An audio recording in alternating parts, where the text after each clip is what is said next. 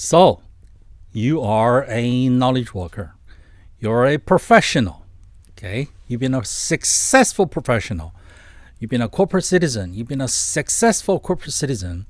And now you are working on upgrading your life to the next level, which is become an entrepreneur, which is become your own boss, which is to start your own business. Okay? You are in the process of working on that. What are some of the skills that are required to start your own business, to operate your own business? What are the entrepreneurial skills? Okay, I know you got skills for your job. Okay, you're very good at them. Okay, but what are the skills for business, for entrepreneurship? Okay, for starting your own business, for operating your own business? And that's what we're going to be talking about in today's class, okay? And you will figure out after taking today's class what skills, what business skills you already have, and what business skills you need to learn. What skills you need to learn before you start your business. What skills you can learn on the job as you go with your business. Okay, and by the end of the class, you will figure all of this stuff out. So you will not be going out there with no knowledge, with no map.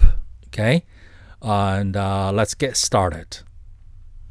Skill number one is a deep understanding of your customers.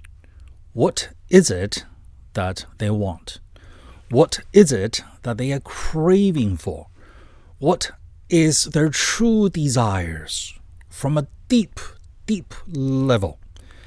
And what is it that they're trying to avoid? They would do anything to avoid that thing, not to endure, not to experience, not to face that thing. They would pay whatever price to not having to go through that thing.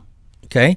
And this sort of cravings, desires, longing, wanting to avoid that they have, but they will never come out and say it.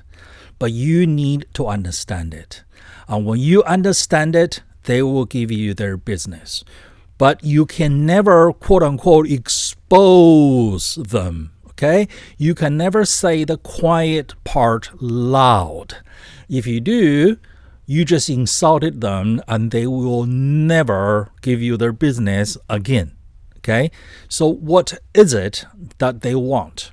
But they won't admit it. Not to you, certainly not in public, and not even to themselves. That's the sort of craving that they have that will cause them to give you their business. Okay? Especially those really, really profitable businesses. Okay? That's what I mean by your deep understanding of your customers, their cravings, their desires. Okay? For example, people pay for overpriced coffee. Okay? They would get in their car, okay, drive a few miles to a busy area, all right? Park their car, find parking, pay for parking, and then walk to the coffee shop. Stand in line to buy overpriced coffee, all right? And then they would sit there and they would read. And they will try to sit outside, all right? If the outside is no good, say if it's too hot, too cold, okay, or if it's raining, snowing, they would sit inside and they will complain the inside is too crowded or too noisy or so on and so forth. Other people are talking, just the coffee machine is making too much noise, and so on and so forth. Okay, think about it. Think about it. If they wanted coffee, okay, if it's coffee, caffeine they wanted, what's the least expensive and the quickest way to get it? Is to make it at home. All right, it will cost 10%, if not 1%, the money. All right, they'll get it right away before they left their house, reached their car. The coffee would have been ready for them. All right. If they wanted to read, they can read at home. Okay. And workplaces offer coffee for free. All right. So why do these people go through all that trouble, get in their car, drive, okay, pay for gasoline, pay for parking, find parking, walk to the coffee shop, stand in line and pay for overpriced coffee and sit there to read? And they do it 3 times a day, 7 days a week. It's not coffee, is it? Think about it. Let that sink in, okay? What is the real reason they do that 3 times a day? And if you can figure this out, all right, you understand customer. Okay, you understand customers' feeling and craving and desire. You understand them very well. If you don't understand this, you got no business being in the coffee business. To be in the coffee business, it's not about the coffee. Okay? Let that sink in. Let that sink in, okay? So that's skill number 1, a deep understanding of your customer. So that was skill number 1, understanding of customer, understanding their cravings, their longings, their wantings, their desires, which leads us to essential skill number 2 for your success as a business owner, which is your understanding, your knowledge, your skill in marketing and sales. Okay? Marketing and sales are based on your understanding of what customers want. What you want, okay, that doesn't matter. It's all about what the customers want. All right? If you understand what is it that they want, what is it that they are craving for, then okay, it's easier for you to draft, to craft, to engineer a marketing and a sales strategy, a process. Okay, number 1, you know what customers want. Number 2, you got to know where they hang out. Okay, be it online or offline. So, okay, knowing where they hang out is how you know where to place your advertising. And your advertising can be just words on a page, be it on a piece of paper, on a poster, or on the computer. Okay, just words, or just sound, just audio. Okay, just somebody reading the words, like radio, AM, FM radio. Or it could be a combination of words, sound, and picture. It can be a still image, okay, like a poster. Poster has words and pictures. Okay, a video has words, okay, sound, and moving pictures. None of that matters. What matters is your message, your marketing message is entering a conversation your prospective customers are already having in their minds. And then by minds, we mean hearts. So it is something, some pain they are already feeling, or some desire they are already having, or some desire to avoid some pain and to obtain some pleasure. Okay, it's a desire they are already having. They are already thinking about, how do I solve this? How do I accomplish what I want? And then you marketing content, you message, okay, just hit right smack in the middle of whatever they are thinking, and that will get their attention. This is the thing that I've been looking for. See? Okay, this is why you need to have targeted messaging, targeted marketing. Okay, you find your prospective customer, the niche, okay, people who are already looking for a solution that's like what you have to offer, your service, your products. People who are already thinking about solving their problem.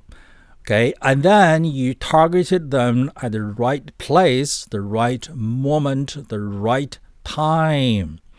You targeted them at where they hang out. Okay, if you target them in a place that they don't hang out here, okay, you can't sell Prius, okay, at a Harley Davidson convention. You cannot sell Harley Davidson at a Prius convention. That's what I mean by targeting them at the right place. Okay, and can you sell vegan food at a Harley Davidson convention? Probably not. Do you have a better chance of selling vegan food at a Prius convention? Yes. Okay. Can you sell prime steak, okay, at a Prius convention? Well, not as good as if you went to a Harley Davidson convention. All right. So those are examples of focused on your niche. Find your niche. Find your people. Find your tribe. And then your message, okay, addresses whatever it is they are already thinking. And that is effective marketing. Okay, sales is your marketing has brought them to you. Okay, be it your physical store face-to-face or your online store, it doesn't matter. Okay, you brought them to where you are, and then you listen to their problems, and then you address their problems, and then you assure them that your product, your service will solve their problems. Okay, you listen to their problems. You talk to them in a way that you addresses their pain, and you make the entire transaction all smooth, all easy. Make it easy to buy. Okay, marketing is about making it easy for them to learn about how your solution will solve their problems. Okay, sales, you gotta make it easy to buy. Your entire sales process, from how you greet them, to how you listen to them, how you hear their problems, and how you address their problems. Okay, and then let them make the sales, the purchasing decision. All right, help them with questions like, if this problems you're telling me is not resolved, is not addressed, how will that affect your life? Let them think about the pain and the suffering they're going to endure if they don't buy your product, if they don't buy your service. Okay, let them put the pressure on themselves. Okay, you simply offer a solution. Okay, you don't need to use used car salesman, high stress, okay, high pressure sales tactics. People will hate you for if you did that. But if they put the pressure on themselves because they realized, because you asked the right question, if I don't solve this problem, what's the negative consequences down the road? All right. And in order to avoid that pain and that suffering, they're going to make the correct decision, which is to purchase your product and your service.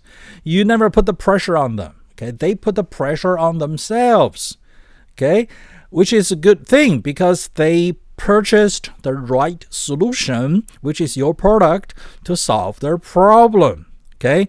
So understanding marketing and sales, that is your next essential skill that you need to have if you want to succeed as a business owner. Essential skill number 3. For you to succeed as a business owner is your understanding of entity structuring. All right? What sort of a business entity is suitable for what sort of a business? For your business, in your particular situation, okay? What is the business that you want to start or you have already started? Okay? Are you selling services by the hour? Are you selling work by the piece? Are you operating from your home? Okay, or do you have an office outside? Do you have a warehouse? Do you have a retail front? Do you have a manufacturing facility? Okay, do you have employees? Are your employees coming to you personal residence to work? Okay, are your employees working from their personal residence? Okay, or do you have a facility like a retail front, an office, a warehouse, a manufacturing facility, whereby you have employees coming 8 hours a day? Okay, and all of this, okay, need to be taken into consideration when it comes to entity structuring. And also your family situation. Okay, are you married? Okay, do you own your personal residence or are you renting? Okay, so all of this, right, affects if you should register as a sole proprietor. All right, do you have a business partner? So are you going to register as a partnership? Is that a good idea? Okay, or are you going to be a LLC? That's a limited liability company. Or are you going to be a S corporation or are you going to be a C corporation? All right, how big is your corporation? Okay, do you have any partners or shareholders that is not a U.S. person? This is based on if your business is in the U.S. Okay, by U.S. person, what the government meant by that is a U.S. citizen or a permanent resident, aka green card holder, okay, of the U.S. All right. In some other countries, you may have proprietary limited. That's in English-speaking countries, and in other countries, there are other forms of entity. And which one is suitable to you? Which one is not suitable to you? Okay, what is your particular situation? So all of those needs to be taken into consideration for you to start your structuring. And also, how are they taxed? Okay, different entities are taxed differently. All right, so you need to understand all of this, and you need to talk to your accountant and your lawyer. And the inexpensive tax service you've been using for your tax return as a corporate citizen, okay, is no longer adequate, is no longer capable to answer questions at this level, at the business level. So you need to talk to some accountant who help small business owners, some lawyers who help small business owners. And you need to explain your situation to them, your family situation, and then the business idea that you have. Okay, this is no different from you working as an engineer, right? You need to understand the requirement before you can start your design, be it software or hardware. Let's say you're a civil engineer, okay? You're here to design a bridge. You need to know if the bridge is for pedestrian, okay, for bicycles, for motorcycles, okay, or for cars, or for trucks, okay? What's the length? What's the height? And what's the upper limit of how much of mass is gonna be put on the bridge? All right, or is the what's the speed limit for cars on the bridge? All right. Or is the bridge for railroad? Okay, and how heavy are the trains, and how long are the trains, and how often do they come, and what's their speed when they come across the bridge? You need to know all of this. Okay, and you need to know the weather. Okay. And how south, how hot the place is, or how north, how cold the place is. It's gonna rain, it's gonna snow. How often does it rain? How often does it snow? All right.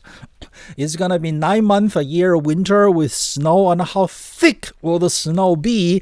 Hence, how heavy will the snow be? Okay, you need to know if the river under it is a slow river, or is the river gonna dry up in summer, but it's gonna be a raging torrent in spring. So your pillar needs to be strong to withstand the raging torrent in spring when the snow melts. So you need to understand all of this external situation, and then also the requirement, the functional requirement of the bridge, to design a bridge to be suitable for the needs, for the environment, for where the bridge is at. Same thing with your accountant and your lawyer trying to make a recommendation for the right entity for you. All right, you need to explain the accountant and the lawyer your situation, your family situation, and your business situation. What is the business you're trying to start? Okay, who are going to be the business owners? Do you have any foreigners as your shareholders? Okay, it's just going to be you and your spouse, mom and dad. Okay, you're going to have shareholders. Are the shareholders going to be foreigners, and so on and so forth? You're going to have investors. Are the investors going to be domestic? Are they going to be foreigners?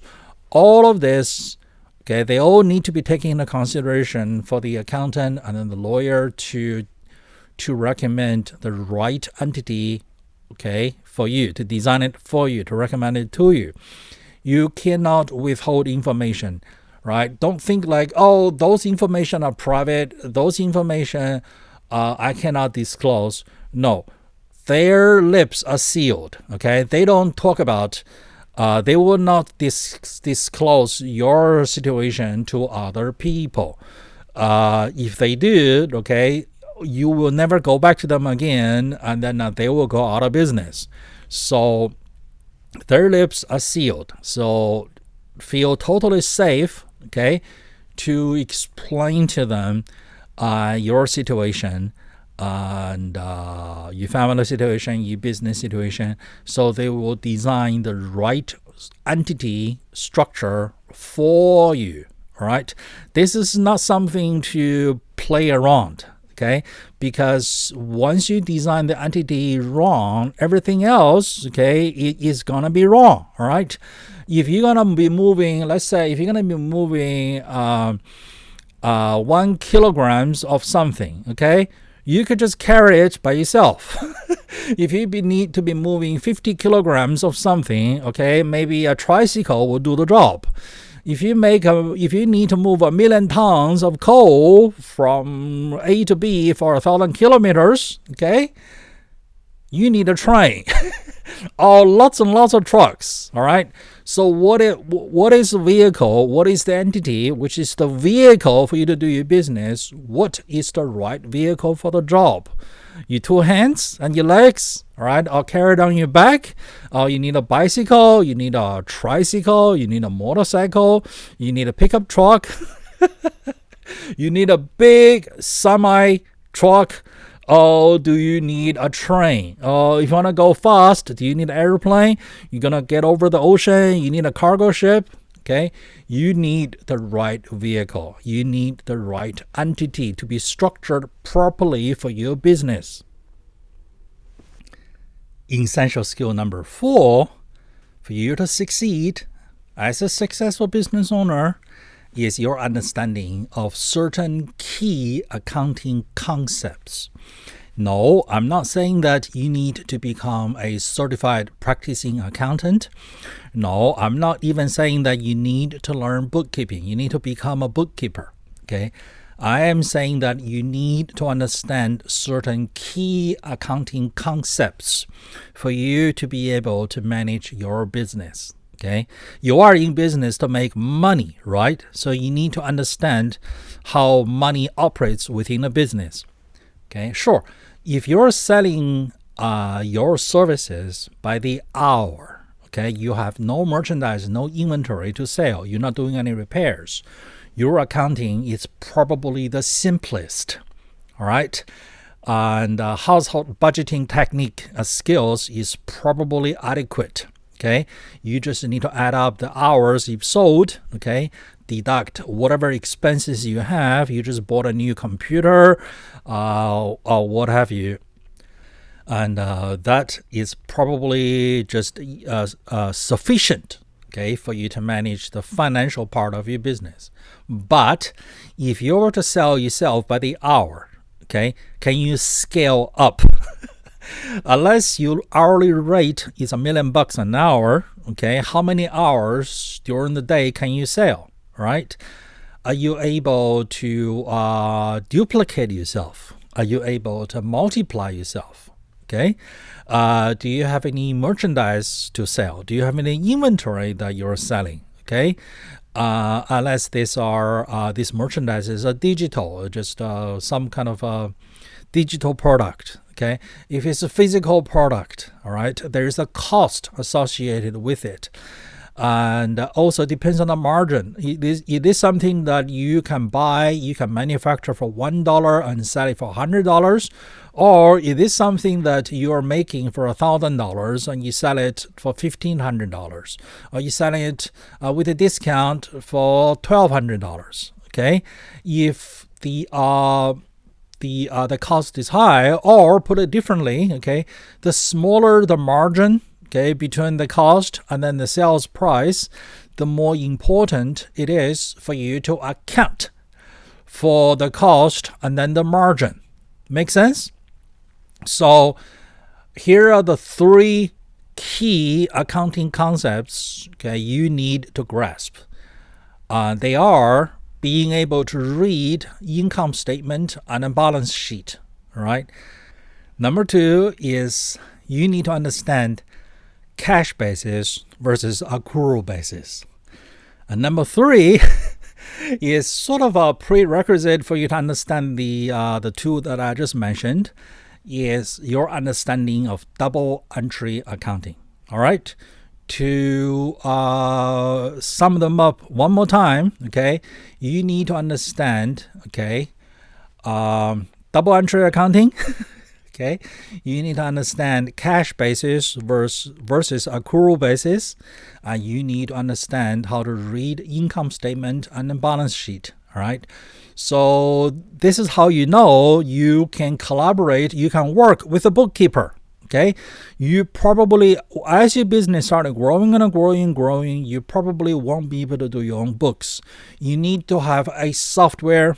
Okay, Microsoft Excel is no longer going to be good enough. Okay, you need to have some kind of a software like QuickBooks or so on and so forth. Peachtree, I think that's another one. Okay, to manage your money. Okay, your inventory and your money. Okay, you probably need a bookkeeper. Okay, to come in once a month, once a week, or once a day. Okay, to spend an hour or a day. Okay, depends on the frequency, the number of your transactions, right? And how often do you need to have a clean book? Okay, you need to have the bookkeeper coming in, okay, on a regular basis, frequently, to do your books, so you know where you are at. Okay, how much money do you have tied up in inventory? All right, how much money you have already spent? How much inventory you have already paid, but they're not here yet? How much inventory is on the shelf? And how much inventory has already been sold, but the customer is yet to pay you, and so on and so forth. Okay, without basic understanding of accounting, all right, you won't be able to do any of this. And if you don't know how to read income statement and balance sheet, if you don't understand cash basis versus accrual basis, and if you don't know double entry accounting, your business is a mess. You are in business to make money, right? What if your accounting is a mess, therefore you don't know if you're making money or losing money? You might be making sales every day, but you might be losing money because you sold below what you bought.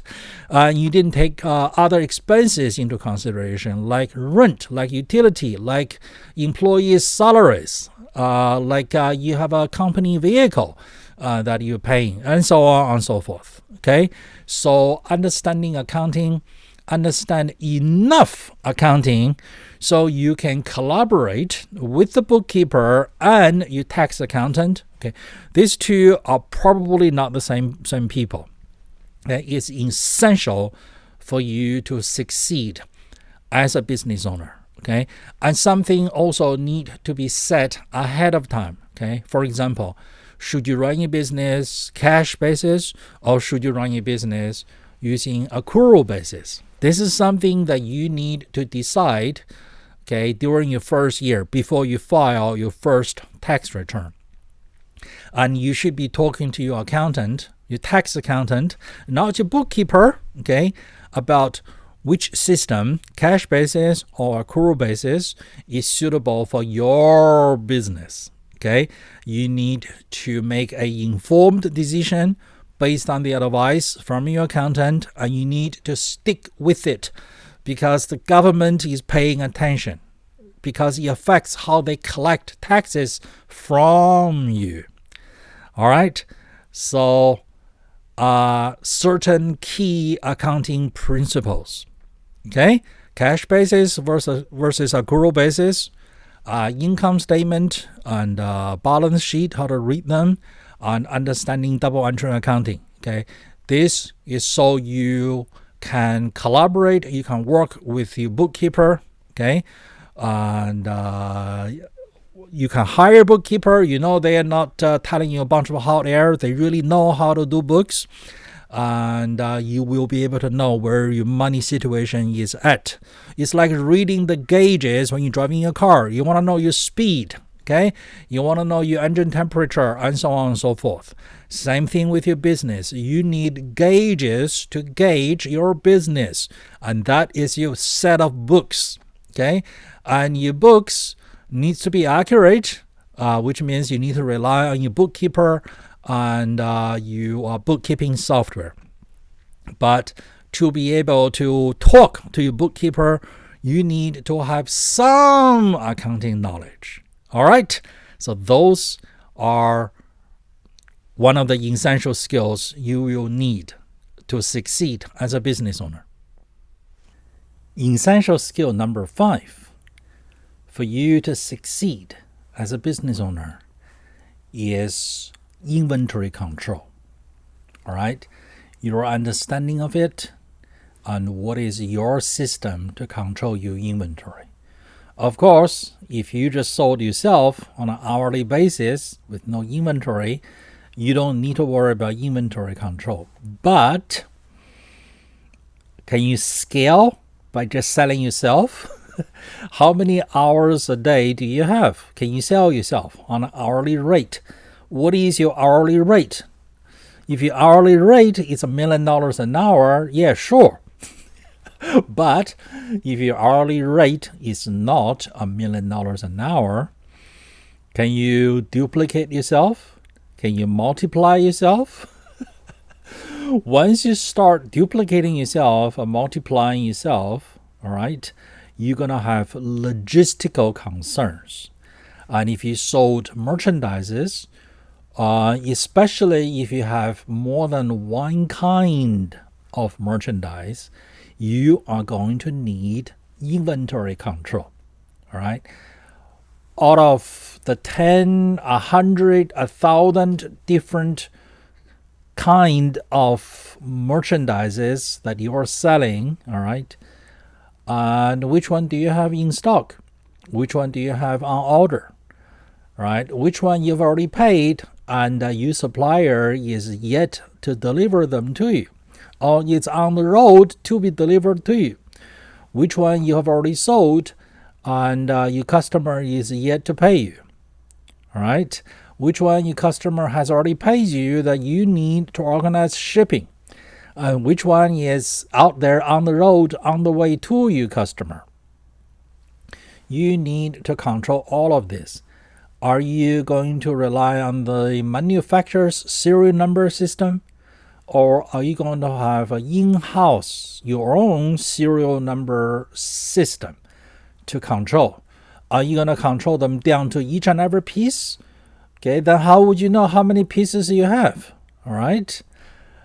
Take a supermarket, for example. Okay, they know how many is on the shelf, how many was sold today, and how many is probably in some customer's cart somewhere in the store, okay, that's been taken off the shelf, but is in some customer's cart, and she is yet to make her way to the cash register.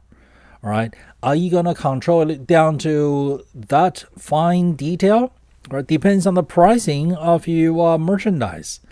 All right, there's 50 cents merchandises, there's $50,000 merchandises. All right, you need to know, and you need to know how much inventory do you have in your warehouse. Do you have $1,000 worth of inventory in your warehouse? Do you have $1 million worth of inventory in your warehouse? What if you need to file an insurance claim? All right. How much was the inventory that was damaged? How much was their worth? You need to know all of this. All right. So the logistics of controlling and managing your inventory, that is an essential skill as a business owner if you are going to scale, if you want to succeed, if you want to go beyond just selling yourself by the hour. Essential skill number 6 for you to succeed as a business owner is your understanding of business logics, business logistics, business process. Okay, what happens, right, to your inventory and to the process of if you're doing any kind of a repair or manufacturing, all right, from the minute you purchased it. Okay, let's say you paid your vendor, all right, and your vendor will organize shipping, or maybe you will organize shipping. And how long is it going to take? How much will it cost? Okay, to get the inventory from your supplier to you. And when the inventory arrives at your warehouse or at your facility, at your manufacturing facility, or what have you, even if it's just the garage of your house, okay, how would you identify which delivery is which purchase order? And how do you make sure that the shipper did not damage or the supplier shipped you the right merchandise for the right amount? How do you make sure that things are not mismatched? How do you make sure that you bought 10 pieces, so they shipped you 10 pieces? You bought 1,000 pieces, and they shipped you 1,000 pieces of the right kind. How do you make sure of that? And where would you store them? Be it 10 pieces or 1,000 pieces. Do they need to be stored indoors, or can they be stored outdoors? Do you have the facility? Do you have the room? Do you have the physical spaces, outdoors or indoors? If they stored indoors, do they need heating? Do they need climate control? Do they need to be in a place that's air conditioned with the humidity that's being controlled, and so on and so forth? Now, when you sell them, okay, how do you pack it up? How do you ship it? How do you send it to your customers? Or are you selling them to the customer in person? All right. What's the process? Okay. How do you accept payment? What's your banking process? Do you accept a credit card?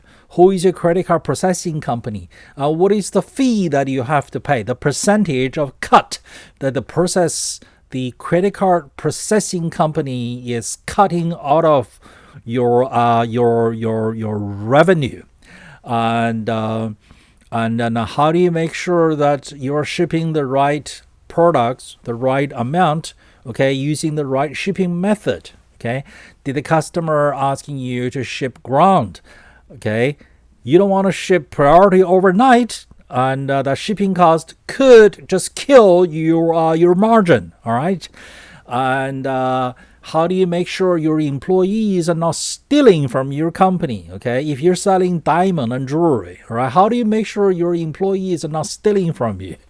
How do you make sure the shipping company is not stealing from you? Okay, of course the shipping company, they know what's in the box because you're a jewelry store and they come here every day to pick up packages. They know exactly what's in those packages. And all of this, it's a major production. Okay, it's something that you need to basically create a science out of. All right, those who manage this, they have a business that runs like clockwork. Their business logistics is a mess. Okay, whoever's business has no process control, no formalized, standardized processing, right? Their business is a mess, and it's mistakes every day, error every day, and then it just creates 10 times more headache. All right, so you have a delivery driver, you have a warehouse, all right, you're distributing some kind of a parts, let's say computer parts, all right, locally, or nationally or internationally. Let's say if your warehouse, due to lack of proper procedures, all right, they deliver incorrect parts to customers all the time. And then a customer will call and complain, and then the correct part is never delivered. Do you think they will want to buy from you ever again? Do you think they will spread word of mouth, saying something positive about your company if you deliver the wrong part to them all the time? And how do you handle RMAs? Okay, faulty parts that's being sent back. How do you inspect warranty replacements? How do you prevent theft or fraud? All right. Maybe customer will buy something, you ship them the right part, something that's working, and then they will claim that it's faulty, and then they will ship you back something else that's faulty, but it's not the actual part that you sent to the customer. Okay, that is a fraud. And how do you prevent it? How do you reduce it? Okay, how do you fight back? And so on and so forth. All of this, you need to have a process, a procedure, all right? And you need to think about it and design it, all right? And then implement it and teach your employees about it, and have the physical location or physical locations about them. Okay, at what stage of the business process should the inventory be at where? In which bin? On which conveyor belt? Right? In which room? All of this needs to be designed. Otherwise, your business is just a mess. All right, it's not even a chaos. It's not an organized chaos. It's just a mess, and it's out of control. And your accounting is gonna be a mess. You don't know what is being sold. Okay, what's on order? What's here? What's not here? Okay, which piece of inventory is where? Okay, and you don't know if your company is making money or losing money. All right, what happened to all those inventory you paid for? Okay, did you sell them? If you sold them, where's the money? Okay, did the employees steal them, or did they turn out to be broken during transit and you had to toss them in the trash, and so on and so forth?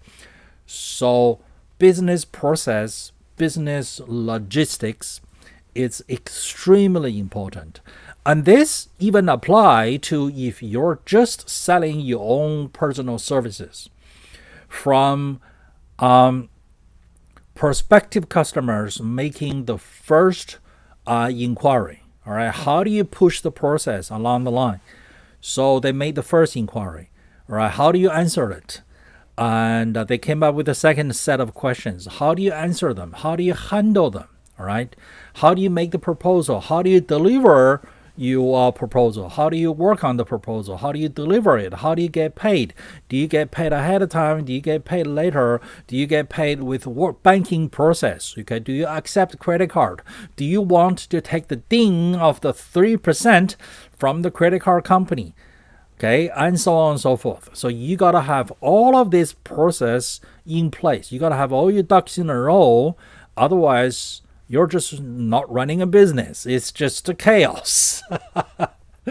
Chaos is not a business.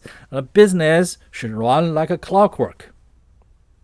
Essential business skill number 7.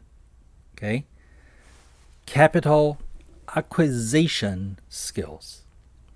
It takes money to make money. All right? You cannot make money without money.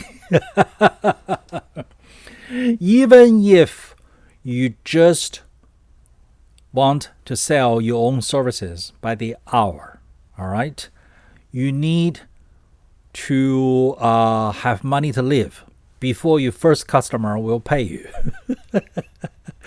If you don't have your job anymore, okay, where are you going to get money to put food on the table? Maybe you have some savings. All right. If you still have your job, then you don't have your time to get your business going. So you quit your job, but then you're living without your income. All right. And if you want to investigating anything, present anything, prepare anything, a lot of this may take capital investment. Okay, you might need to hire someone to do some graphic work for you, and so on and so forth. If you're going to sell inventory takes money. Okay, it's capital intensive.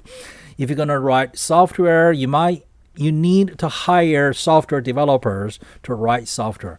If you're going to manufacture stuff, okay, you need to rent a warehouse facility that will allow you to manufacture stuff. Okay, the zoning code, the building code, and you need to hire engineers. You need to hire manufacturing experts. You might need to hire salespeople. Okay, and you might have a long sale process from making the initial contact to prospective customers to the customer actually receiving the product and pay you for it. Okay, this might be a month. This might be a year. You need capital to pay rent for the facility, rent for the office, rent for the factory, and you need to buy some equipment. You need money to pay employees. You need money to hold inventory in stock. And where are you going to get those capital? Okay? How much savings do you have? All right? Can you put your a house, okay, on a reverse mortgage? Can you get a home equity line of credit? Can you borrow from mom and dad? Can you convince your mom and dad to put their house, okay, on a reverse mortgage or home equity line of credit? What if you lose? Okay, you wanna lose your parents' house? Okay, you wanna borrow from your family and friends? Okay, do you want to go get investors? And do you want to play the credit card game, accumulate a whole bunch of credit cards and use them for your little business with inventory? Say $10,000 worth of inventory, $100,000 worth of inventory, okay? You could put them on 10, 20 credit cards, okay? How do you play the credit card game to let them keep on increasing your credit limit, okay? And do you understand the difference between operating capital and the money you can use to put food on the table versus money you can use to go to Las Vegas for a vacation and blow them away on the gambling table? Do you understand the difference? All right. This is an extremely important business skill. That's extremely important, and that's essential to your success as a business owner. Essential skill number 8 for you to succeed as a brand new business owner. We're talking about capital allocation skills. Okay, now you have obtained the capital, all right? But then there are all these competing reasons, competing opportunities to use them. For example, even if all you want to do is to buy inventory and more inventory, which kind should you buy? And which kind should you not buy? Which kind should you buy more and which kind should you buy less? All right? So you're going to be calculating which kind is riskier, which kind is safer, which kind I can sell right away, and which kind has a higher rate of return.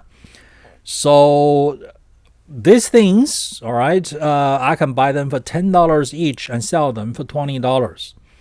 Right? But those things, so that's 100%, okay, return. But then there's something else I'll buy for $10,000. I can sell it for $11,000. That might be just 10% return, but it's $1,000 if you make the sale. But then how long does it take to make the sale? Okay, and how long will the inventory be in stock, stuck on the shelf, collecting dust before it's fully sold? And how much effort, how much man-hour is required to talk to customers to get the merchandise sold, and so on and so forth. And also, some inventories are depreciating asset. The longer they sit on the shelf, okay, and the lower their value. Take brand new cars, for example. If you're a dealership, okay, you selling brand new automobiles, okay, you have a line of credit from the bank, and you buy cars from the manufacturer, and then they sit on your lot, all right? Sitting there one day is better than sitting there 100 days. It makes a big difference how long the car sits on your lot. So you will think twice about which model, okay, what trim level you should buy, which trim level, which model you should buy less or not buy at all right? Because they sit on the lot for too long, or they get sold right away. So all of the things are capital allocation concerns. Okay, another example is should you pay your estimated taxes based on how much money you made last year? Okay, the government wants you to pay 4 times a year, right? Estimated taxes for how much you're going to be making this year. They want your money ahead of time, all right? If you don't pay, they're going to give you a little penalty, all right? But what if you don't pay, you take the penalty, and you use the money that you were going to use to pay taxes, okay? You endure the penalty and use the money to buy inventory. And then you turn those inventory around, you sold them, you made more money than the penalty from the tax office. All right? Is that worth it? Which method will help you to make more money? Those are capital allocation concerns. Okay, and should you use the capital to renovate and make your business look prettier so you attract more customers, a better caliber of customers? But then if you use the money to renovate your business, you're not gonna have that money to buy inventory. All right, so what should you do? Should you renovate the business to make it look prettier? Or should you use the money to buy inventory and make more money? Should you renovate this year? Should you renovate next year? Okay, all of these are examples of capital allocation concerns.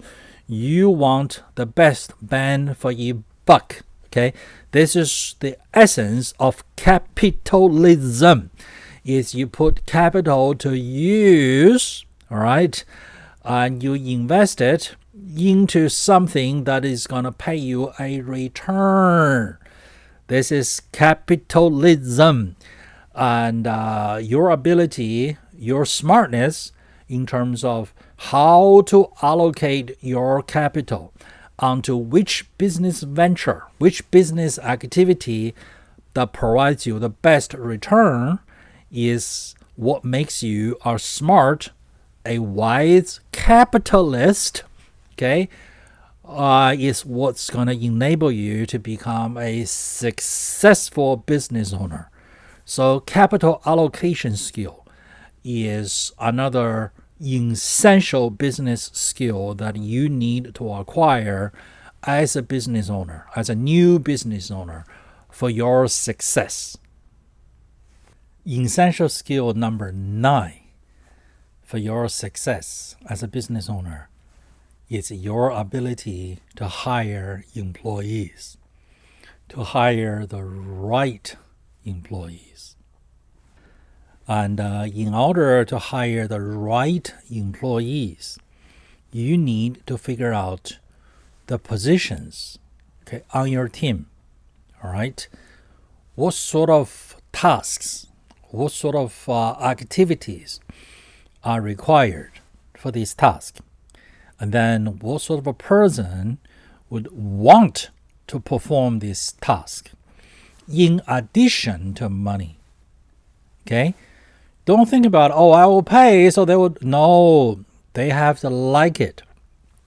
They have to want it, even if it's manual labor. All right? Like janitorial, like cleaning. All right? It has to be something that they like or they hate the least. Okay? You got to think about, is this a career or is this a job? Is this manual labor or is this a knowledge work? Okay? And what sort of a person at what stage of their life would want to perform this task for whatever this much pay? All right? You got to have the demographics and all that. It's all figured out in your head. Okay? The reason that they want to perform this task. And then you will craft a job vacancy ad, and put it out there. Okay? You want to write it that it's like sales, marketing, advertising, which is what's in it for them. And don't say free lunch, because that will only help you to attract the wrong crowd. They came here for free lunch. No, you want to attract someone who came here to do the job. Okay? You don't want to attract someone who came here to want to do no work and just get all the benefits. And so you need to figure out what sort of a person would benefit from this task. How is this put meaning into their lives? Even if it's just manual labor, okay? Some people find it meaningful. Some people find it's validating to their sense of self-worthiness. So you really have to get yourself into the thinking of other people. Just like you need to get into the heads of your prospective customers. You need to get yourself into the heads of your prospective employees. All right? You're sort of trying to sell them the idea. Okay, you're trying to sell them a job. You're trying to sell them the idea that come to work for you for this position is a good idea. Maybe they don't want to think. They just want to do manual labor. Maybe they want to do manual labor for now to prove to you that they are good employees, so you will promote them into something else. Maybe they are knowledge worker. They are looking for the kind of projects and tasks that you have for them to do their knowledge work. Or maybe they know this place is close to home. Maybe whatever, okay? It has to be their reason, and it has to be their reason at the gut level, from deep down, that they want to do this.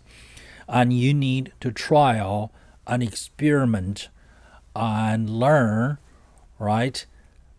People's psychology, people's feelings, and what people say and how they truly feel are two separate things. And there's a reason why they are not telling you their true feelings, their real sentiments. Okay?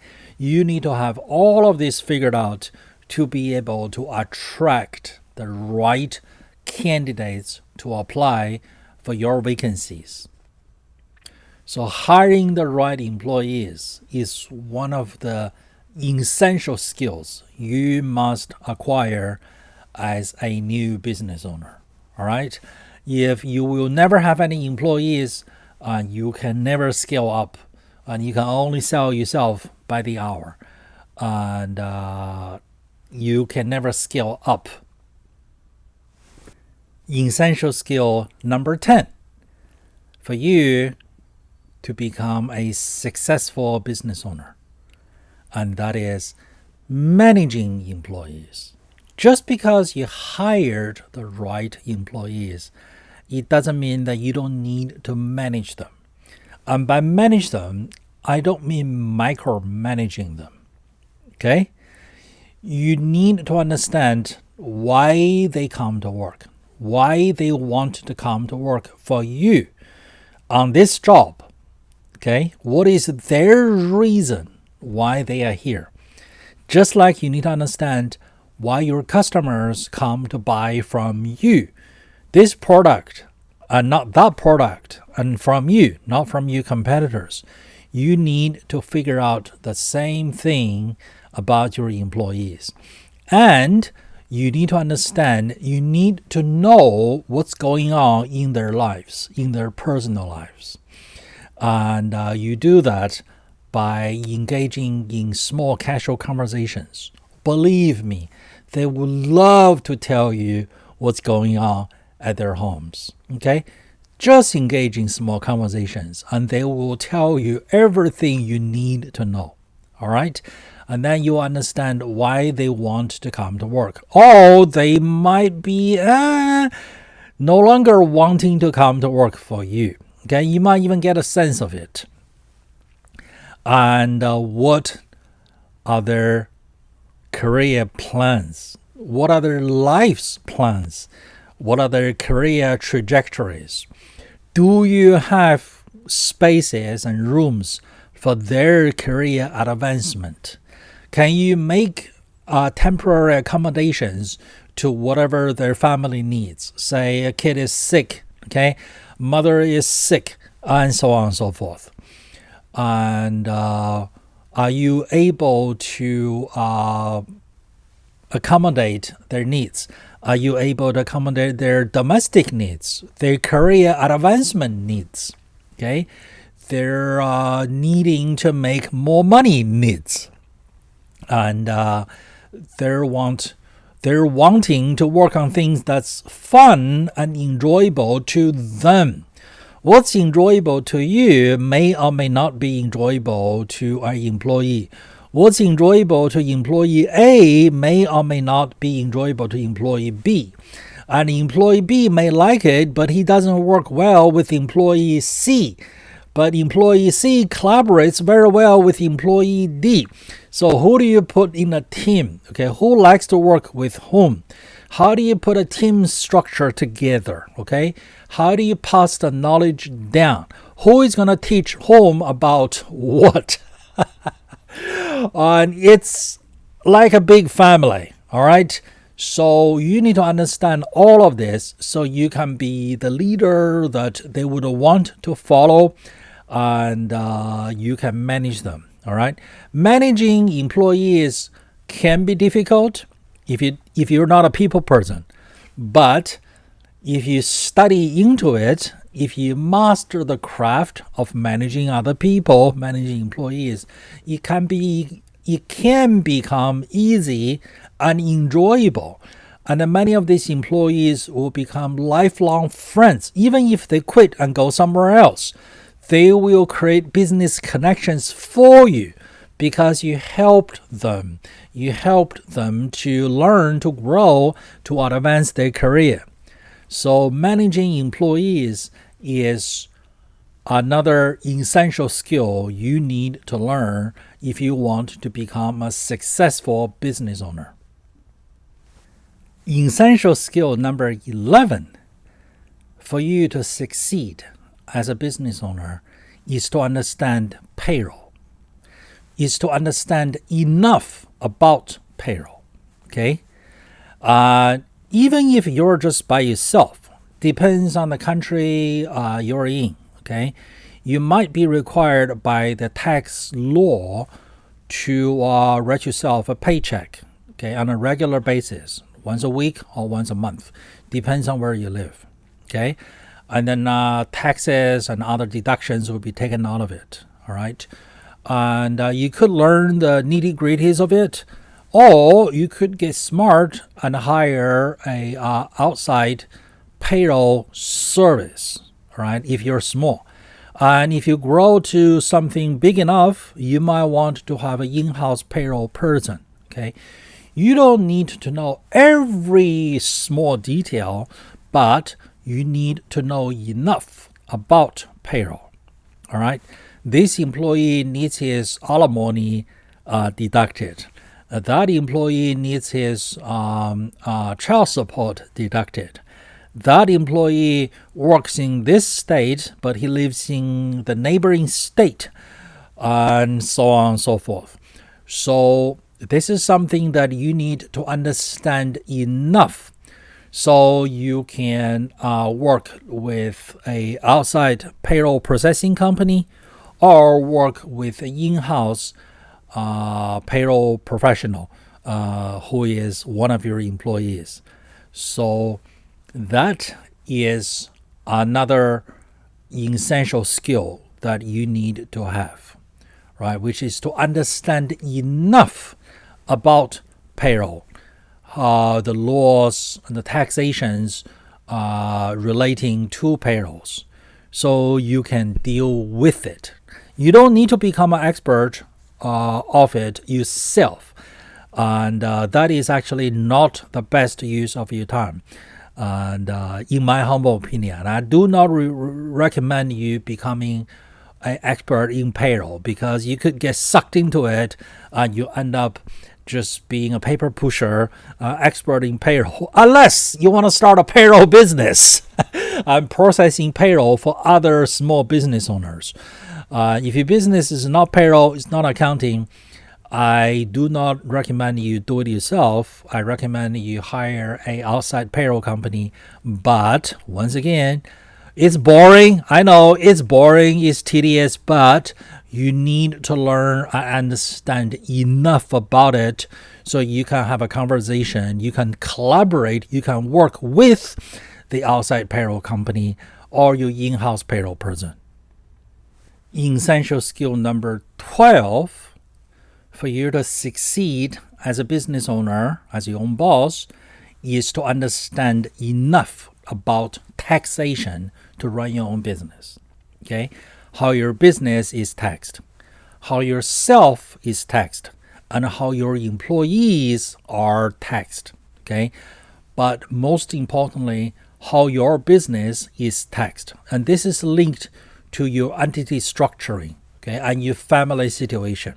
All right, and you need to understand your local law, okay, your country, your state, your city, okay, how the government wants to tax you, how often they want to tax you, what are deductible, what are not, what needs to be depreciated, okay, instead of being deducted, what can be deducted, and you don't have to wait for depreciation.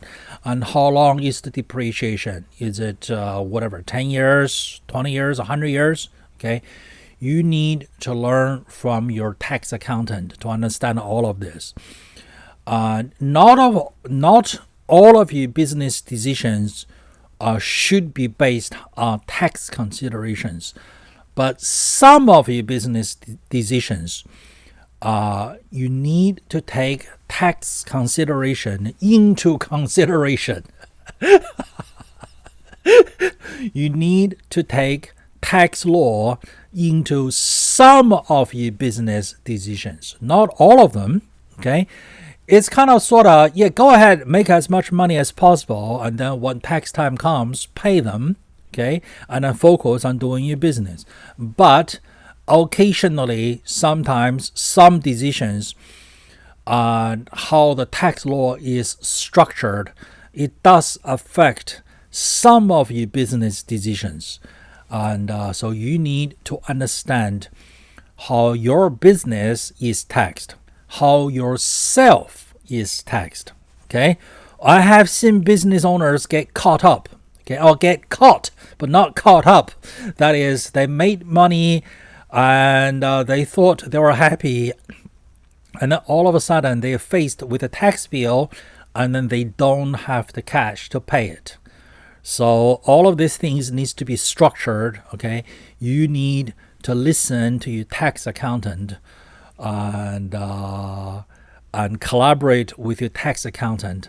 And your tax accountant, if he's worth his money, okay, he should know where all the traps are, okay, where all the booby traps are, and where all the roadblocks are, okay, all the traffic lights that's coming up, and then he will explain to you what you need to do and to avoid certain things, to get around certain roadblocks, okay, and you need to present your numbers honestly and truthfully to your tax accountant, so he will make the right recommendation based on his professional knowledge about the tax laws of your jurisdiction, okay?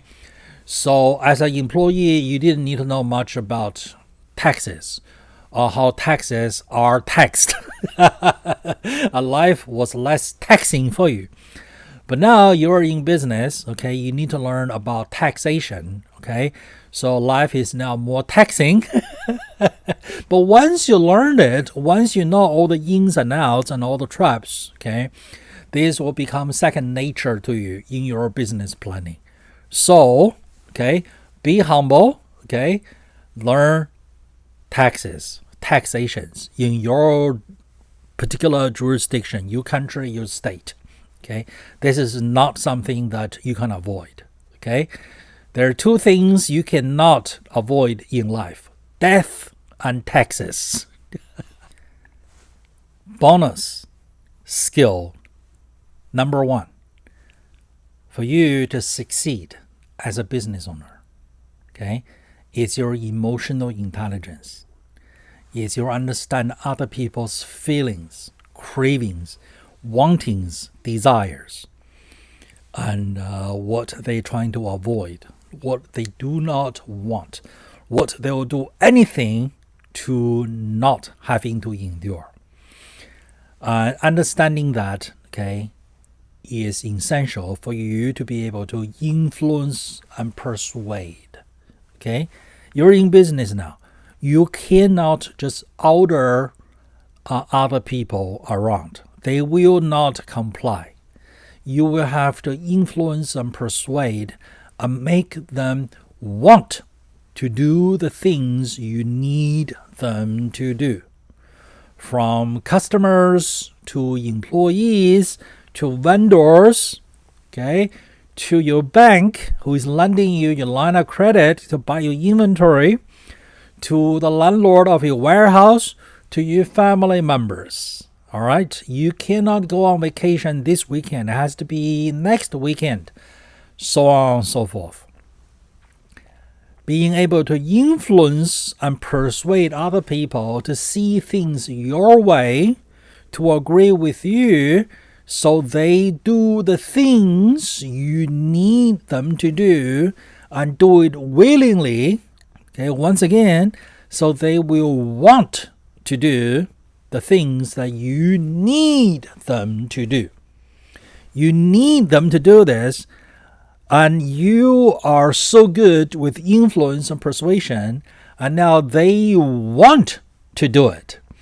That is the ideal situation. That is a successful influencer and persuader. All right? So emotional intelligence, being able to influence and persuade other people to want to do the things you need them to do, is a bonus skill, essential and bonus, okay, for you to succeed as a business owner. Bonus skill number 2 that will help you to become a successful business owner is emotional maturity about yourself, within yourself, emotional depth. So other people cannot push your buttons to make you do things that you shouldn't do because your emotion is rattled. Your feeling is rattled. Okay? You are doing things, you're taking actions that's due to your emotion, not due to your business logic, not due to your rational reasoning. All right? Your button got pushed. Okay, your emotion got manipulated by your outside customers, by your outside vendor, or by your employees. Okay, when you want to buy from your outside vendor, okay, you want to negotiate with your vendor, right? You want lower price, okay, better quality, shorter delivery time, and so on and so forth. So your job as the owner of your own business, responsible for your employees and your family, is to talk your vendor down. But the job of your vendor, okay, responsible for himself, his employees, his family, his business, okay, is to not let you talk him down. It's only fair, okay?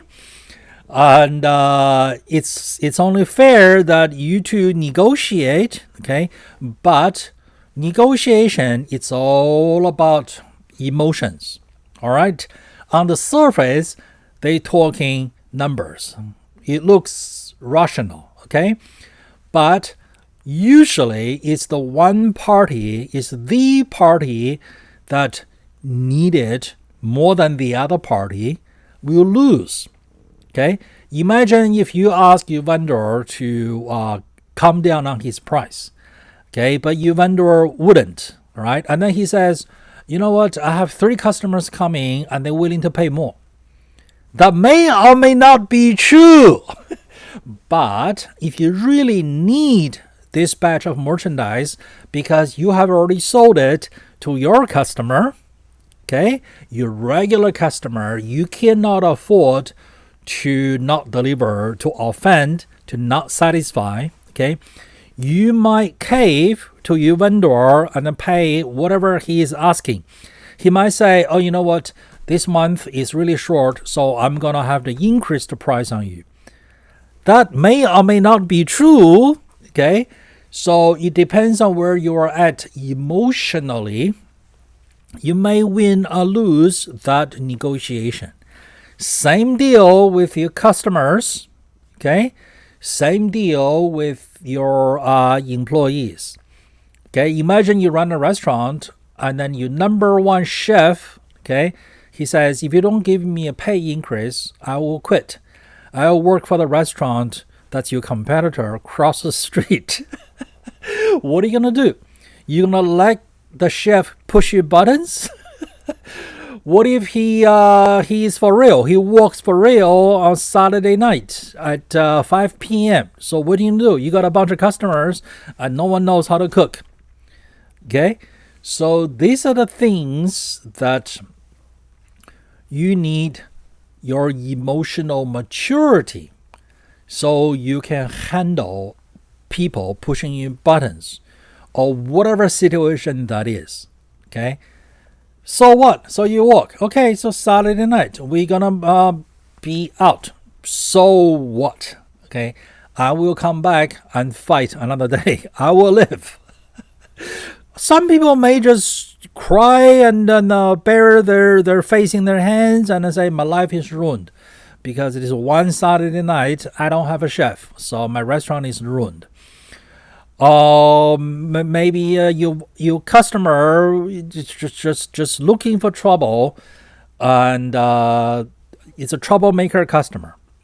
Are you gonna stand up, okay, protect your business, protect your employees, and kick this professional troublemaker customer out? Or are you gonna get on your knees and be scared of the customer? And so on and so forth, okay?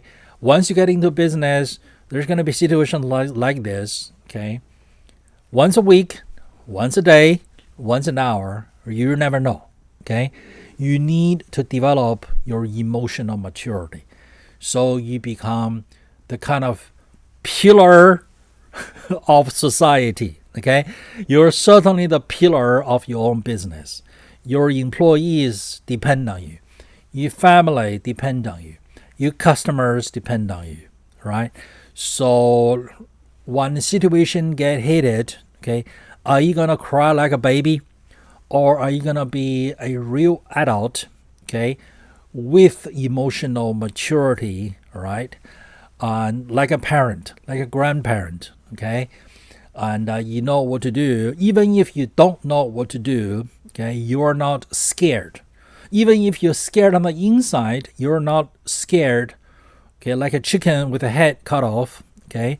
If you show fear, if you show you lack of emotional maturity, how will that make your team feel? Some of your team members may lose their respect of you. If they lose their respect of you, they won't obey your orders anymore. Some of them may quit, may jump ship. Okay? So you need emotional maturity. And also, being in business is a golden opportunity for you to develop your emotional maturity to the next level up. So look at it as something that's good, because it's providing you with growth opportunity. You're growing to become a better, wiser, and stronger of a person. Remember, what doesn't kill you only makes you stronger. All right? Once you overcome this challenge, whatever this roadblock is, okay, it appears and you're like, oh, you might get scared the first time. You might get scared initially, but then you calm yourself down. Oh, you've seen this before. So you look at this roadblock, you go, it's not, oh, I cannot deal with it. Your thinking becomes, how can I deal with it? Actually, that's a better question to ask every time you run into a situation. Okay?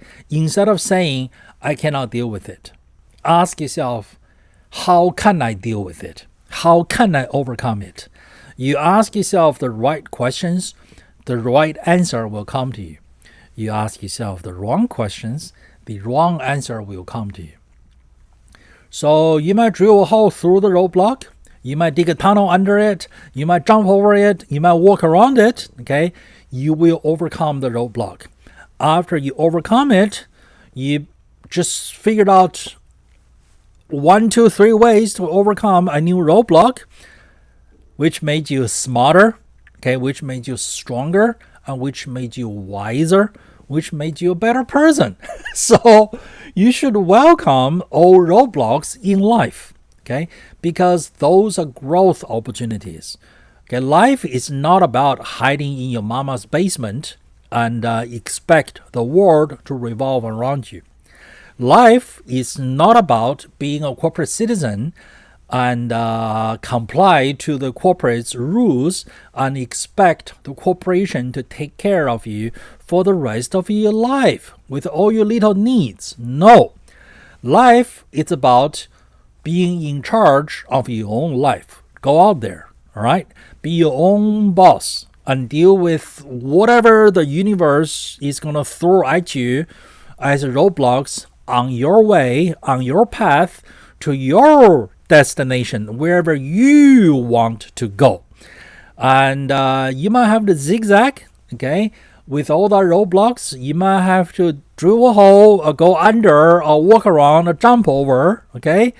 Or travel all the way around the earth, okay, the opposite direction until you finally reach the destination. And that is what life is all about, okay? Trying to get what you want, okay? And you will face obstacles. And by overcoming them, the process of it makes you a better and wiser person. And once you get there, looking back, you go, yeah, I did it. Okay? It wasn't given to me. I wasn't born with a silver spoon. Okay? And I did it. I overcame all of this. Now I'm packed full of wisdom that I can pass down to younger people, my children, my grandchildren, and so on and so forth. Okay? That's what makes life fun. What makes life exciting. All right? What makes you want to get up in the morning and go do things. Things you have never done before. Okay? Isn't it boring to do the same thing over and over again for your entire life? bonus skill number 3 for you to succeed as your own boss, as a business owner. That is street smart. Okay, not to fall victims to all kinds of hustlers and shenanigans. All right. Imagine yourself a farmer, or just a normal person with a backyard garden. You're growing some vegetables, or you are a farmer. You got a field with your crops, be they corn or wheat or what have you. Okay, as your crops, okay, I don't know you can tell I don't know the right agriculture language. Okay, as your vegetables, okay, becoming better and better, as your wheat or whatever your corn just looks better and better, what's gonna happen? What's gonna happen is you're gonna attract. As you become more and more success, okay, you're gonna get attention. You're gonna attract attention, unwanted attention from animals and insects. They're gonna come and eat the fruit of your labor. And what do you have to do? You're gonna have to put up defense mechanisms to repel them away. All right, to make them go away, to defend the fruit of your labor. Same with your business. Okay, you will have salespeople knock on the door.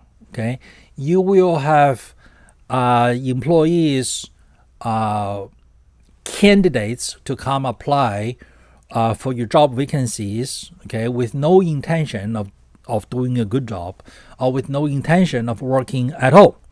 You will have people who try to sell you new shiny objects, and so on and so forth. Okay, vendors will come and try to sell you. You might run into counterfeit. Okay, some customers might be committing fraud, trying to return what they claim to be a faulty product, but in fact, it's not something that you have sold.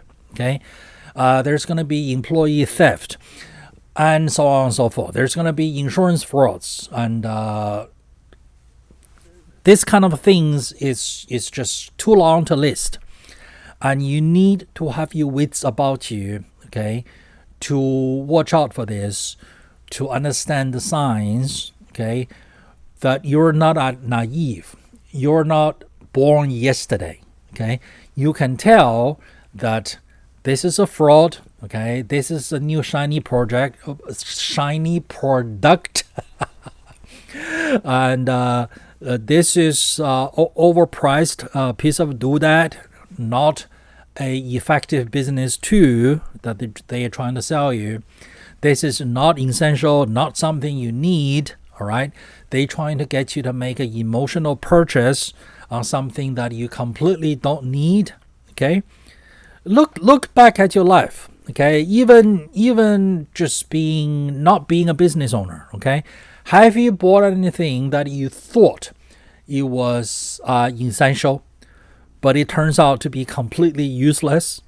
Okay, be it a tool, a gadget, a new computer, new electronic device. You signed up for some subscription per service.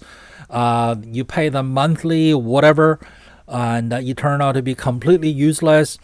And then you're too busy to cancel, or you forgot to cancel, so just money just taken out of your account every month. Okay. Once you get into business, you're going to run into plenty of things like this. And you need to have your wits about you, okay? You street smart, okay? This is also based on the previous 2 bonus points, which is your emotional intelligence, your understanding of other people, okay? And your emotional maturity. All right, we talked about influence and persuasion. All right, we're going to use influence and persuasion to influence and persuade other people, but we are also going to use our understanding of influence and persuasion to protect ourselves from being influenced and persuaded, okay, by everyone out there, okay, trying to get a cut of your crop, of the fruit of your labor. All right? You need to learn how to protect yourself and not to waste your time and energy on things of no actual productive value, but just the latest new shiny object. Okay? And your employees will bring you ideas, and you need to learn how to evaluate them, which is useful, which is not useful. Which is the employee trying to use your company to practice something for himself, which is really something that's useful for your business, and so on and so forth. Okay, so this kind of a street smart, okay, is essential. Okay, so that's bonus point number 3 for your success as a business owner, as your own boss. All right, I wish you the best luck in your endeavor of becoming your own boss, and all the success in your business, and all the happiness with your family.